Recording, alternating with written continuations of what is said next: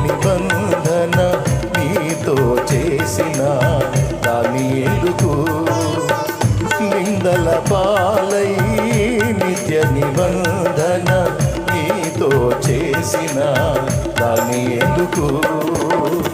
సింహాసన నీర్చినావు సింహాల నోళ్లను